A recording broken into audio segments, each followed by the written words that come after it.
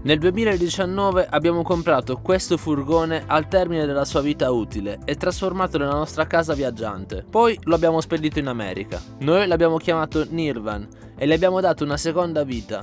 In passato faceva avanti e dietro dalla periferia di Milano, fino a quando è stato escluso dall'area C. In pratica lo hanno obbligato ad andare in pensione. Storia triste o no, pur essendo ferro verniciato di un colore da cui stare alla larga, questo van sicuramente ha un'anima.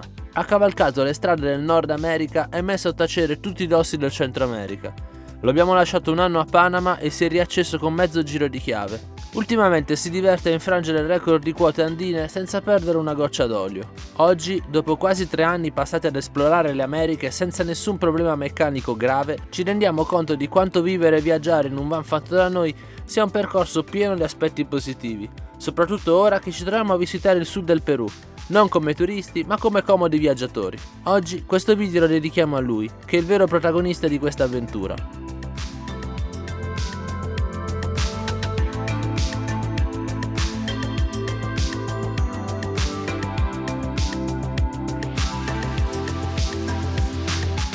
Qui in Sud America si guida in maniera leggermente diversa da noi, perché i camion possono occupare le corsie più veloci e più esterne, non c'è una regola, e anche i sorpassi possono avvenire tranquillamente da destra, quando noi sappiamo benissimo che i sorpassi si possono fare solo da sinistra, quindi bisogna stare doppiamente attenti. Infatti questo qui mi ha appena superato da destra e questi camion stanno occupando le corsie più veloci.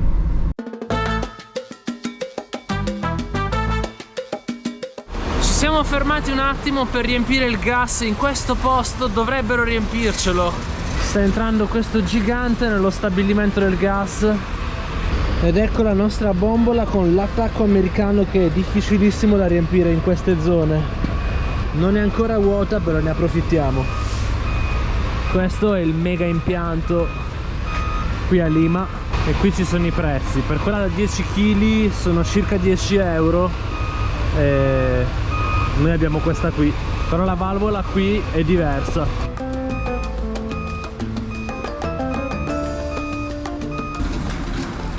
Ya, gracias. De ahí pasan canaleta y... No pasa nada. No. Gracias. Todo bien, se queda bien el tanque, ¿sí? Sí, todo Ok. bien. Muchas gracias. Hasta luego. Hasta luego. No, me l'ha fatta cadere per terra, si è ammaccata un pochino, ma ha detto che sta bene. Adesso togliamo il sigillo e la installiamo.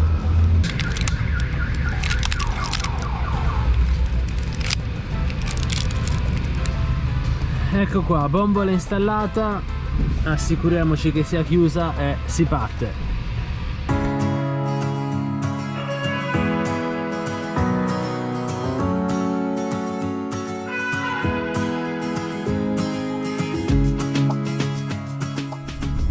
C'è un fermo della polizia.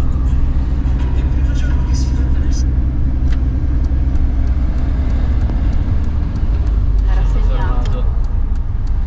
Una delle tante volte qua in Perù. Buenas. Hola, buenas tardes, bien. ¿Tu tarjeta? ¿Qué necesita? Tarjeta de propiedad de vehículo. Ya, un momento.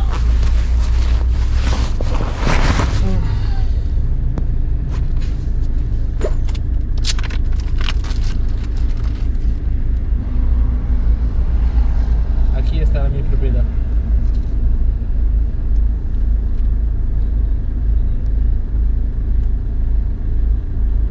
¿Cuándo ingresaste? Hace 15 días por San Ignacio. 15 días. Sí. Italia, ¿no? Sí, Italia. Vehículo de Italia, yo soy de Italia. Todo de Italia. ¿Y tu pasaporte? Sí. ¿El sello te sellaron? Sí. Te selló. Ya, un momento que lo... Estamos grabando de recuerdo. Sí, hacemos videos. Ah, ya. ¿Ya se dan de viaje por Sí. varios países? Sí, creo que es este. Está bien, hermano. Feliz viaje, ¿ya? Muchas gracias. Gracias. Hasta luego. Grazie. Beh, sono stati gentili, dai.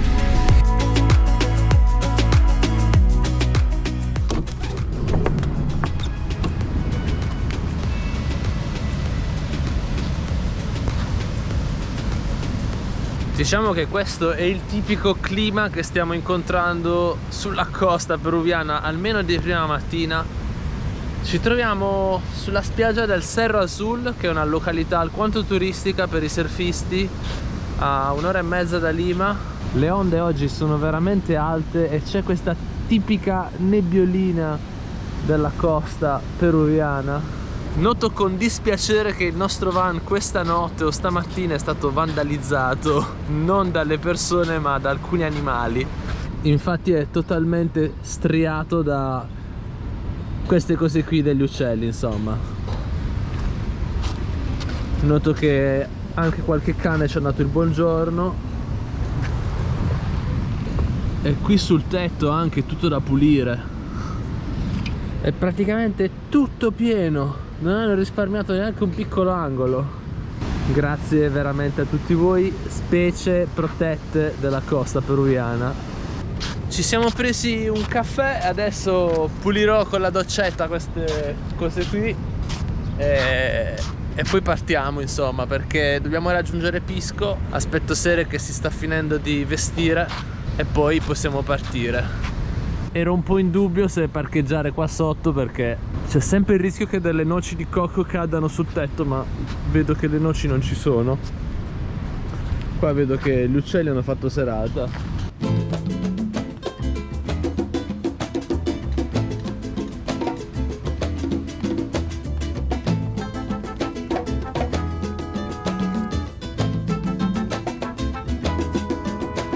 Sal de tu nido, paloma linda, anda y prueba tu volar.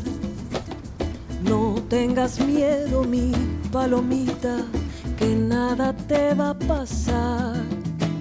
Anda y prueba tus alas bonitas, sin que el temor te limite. Vuela paloma bien alto, mi vida, no dudes que siempre. Stiamo entrando dentro al Parco Nazionale di Paracas. È un parco desertico vicino al mare e infatti ci sono tante spiagge che devono essere molto belle perché ci sono distese di sabbia. L'entrata costa 11 soles a testa, che sarebbe più o meno 2,50 € e ora iniziamo l'avventura qua dentro questo parco. Il Parco Nazionale Paracas è una vera e propria oasi di bellezza nel deserto. Nei 400 km di Panamericana costiera avevamo visto solo rifiuti e baracche, ma qui sembra un altro mondo. Take a train ride just to see you. Ride for hours just to please you. You don't know how much I need you. 'Cause you're my home away from home, away from home, away from being alone.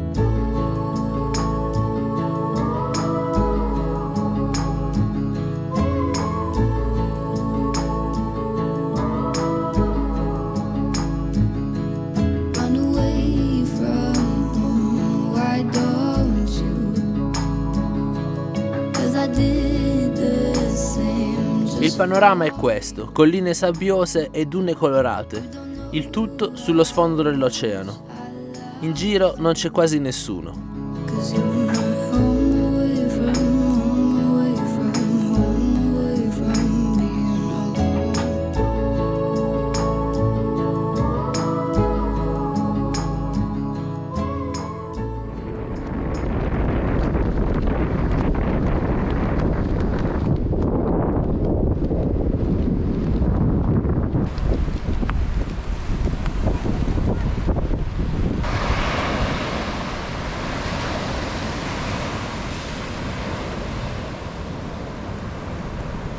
Quello che stiamo scoprendo di questo parco nazionale è davvero interessante e spiega un po' la ragione per cui qui fa freddissimo. Infatti c'era un cartello all'inizio che diceva che queste acque non sono tanto adatte per farsi il bagno, ma perché qui arriva una corrente antartica, pensate, che raffredda l'acqua nei mesi più freddi fino ad arrivare a circa 4 gradi centigradi. Infatti abbiamo messo i piedi nell'acqua e non è cosa. Non c'è nessuno che si fa il bagno, forse qualche temerario, ed è anche la ragione per cui unito al fatto che ci sono le montagne delle Ande, in questa regione piove davvero poco, quindi non si crea quel distacco termico tra aria calda e aria fredda per portare appunto la pioggia come avviene nelle altre zone subtropicali e equatoriali.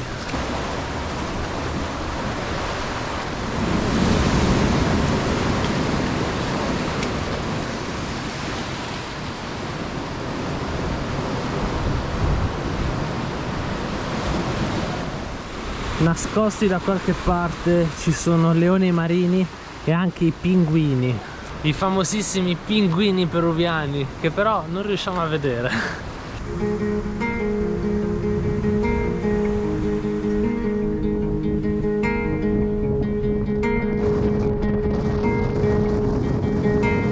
Abbiamo messo un attimo il nostro van qui per mangiare su questa visuale bellissima della spiaggia rossa del parco nazionale, che è fatta con queste rocce che si trovano su quel promontorio là.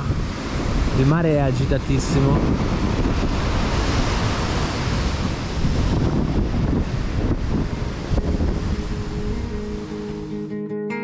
Pranziamo velocemente perché prima che arrivi il tramonto abbiamo ancora qualche punto sulla mappa da esplorare. Oh, my mind and my seas, all I need from you to me.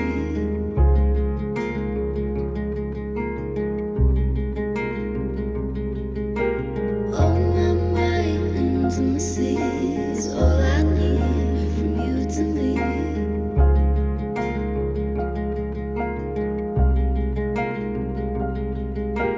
Oh, my mind and my seas, all I need from you to me.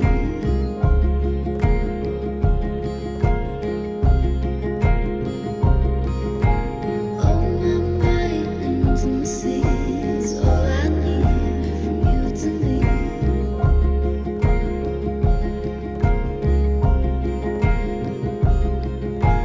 Why can't you see me on my knees for you, baby? I'm falling down, and I need you to catch me. Oh, my mind and my seas, all I need. Siamo arrivati in una delle zone più incredibili del parco. Ci troviamo su delle scogliere a picco sull'oceano. Il sole sta tramontando e non ci sono davvero parole, anche perché ce le porta via il vento.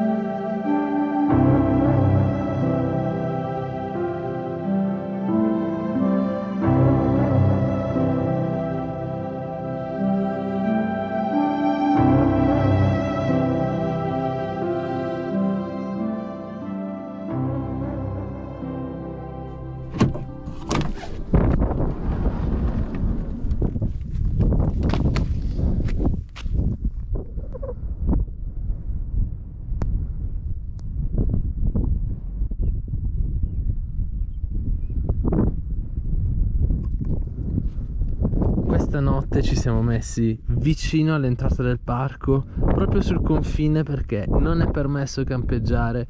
E adesso ci stiamo per muovere. Lì in fondo ci sono tantissimi uccelli, fenicotteri e quant'altro.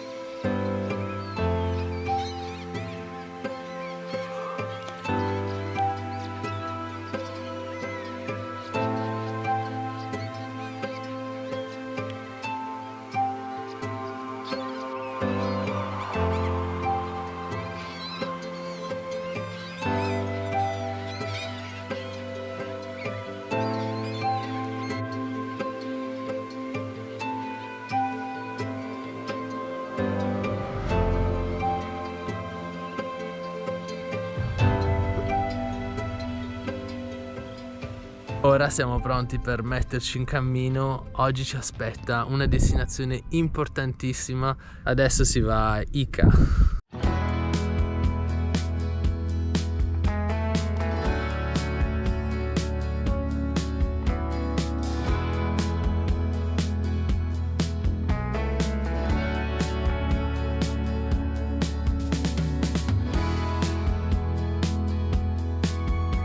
Siamo arrivati a Ica, dove c'è un traffico pazzesco.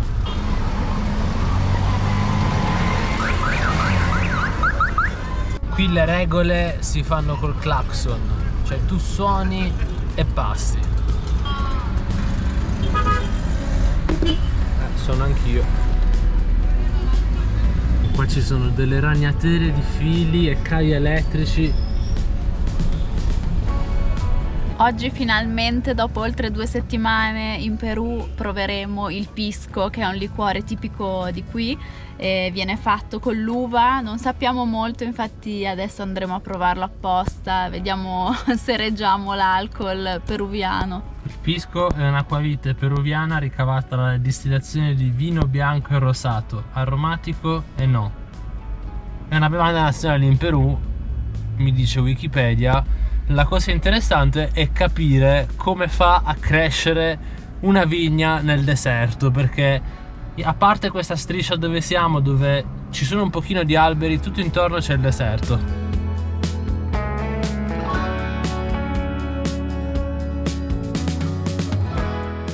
Il ragazzo è così gentile da farci provare praticamente tutte le varietà di pisco, sia sotto forma di vino, veramente molto dolce, e sia il distillato super alcolico, famoso per comporre il celebre pisco sour. Usciamo dalla degustazione fortunatamente con le nostre gambe, ma non in equilibrio, quindi sapete che c'è, meglio terminare qui il nostro racconto e ci vediamo al prossimo video.